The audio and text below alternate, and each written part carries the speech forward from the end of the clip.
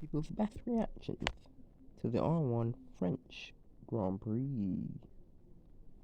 Alright, so once again we're late. I'm sorry, it's just a triple header, it's a lot of work to do. So, literally, if you're not in a rhythm, you're gonna be late for everyone. You try not to be late for this week though. We literally uploaded it at the same time as last time. Wait, no, I said we're earlier by like a day. But yeah, first thing let's get into is the start of the race. Start of the race, we had well, the start we didn't make much content this weekend in general. At the start of the race, everything was going fine. Got on to turn one, then the Lego decided to punt Frank into the stratosphere. Yeah, Lego, all that talk we've been talking, he's been having a high, then a straight low. Of course, Lego got a 10-second penalty for that, which was definitely deserved. A lot of people were saying it wasn't deserved. Guys, he literally punted Frank out of the race. Although I can see where you can be a bit surprised because it was turn one, but it was completely Lego's fault.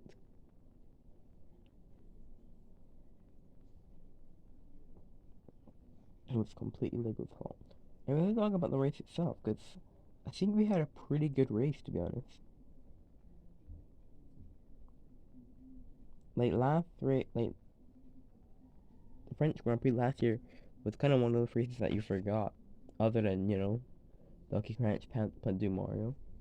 But yeah, especially in that final sector, we had a lot of overtakes. Yeah, we did. That final sector was mighty.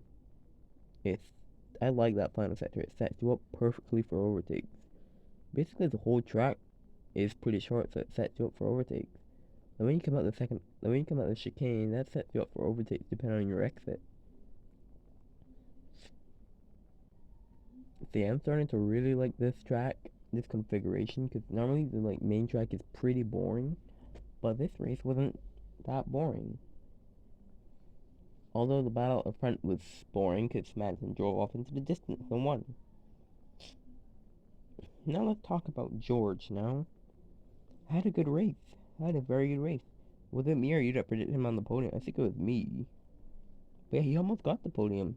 Nice P4 for him. He should be very happy with himself. P4, I think, is a great result for the fourth fastest car. Meanwhile, his teammate was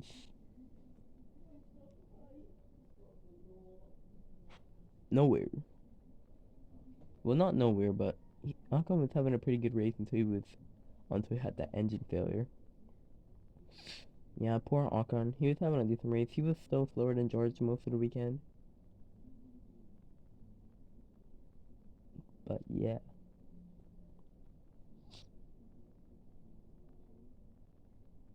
Yeah, did we have another incident with a battery? I think so. Yeah, I think it was somebody sent them. I can't remember who it was. But somebody just sent Barry and I can't really remember, to be honest.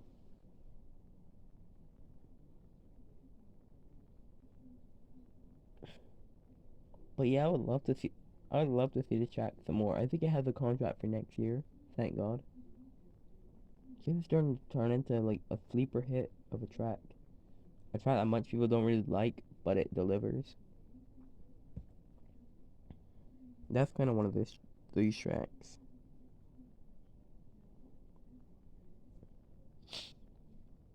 Yeah, imagine win one. We had David Norris, who we didn't even think about like half the race.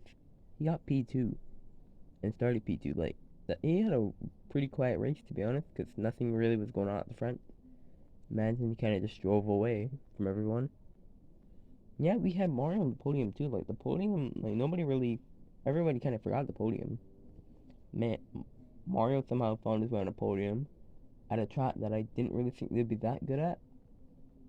Mon, let's talk about him. Mon had a shocker. Yeah, he finished like P6.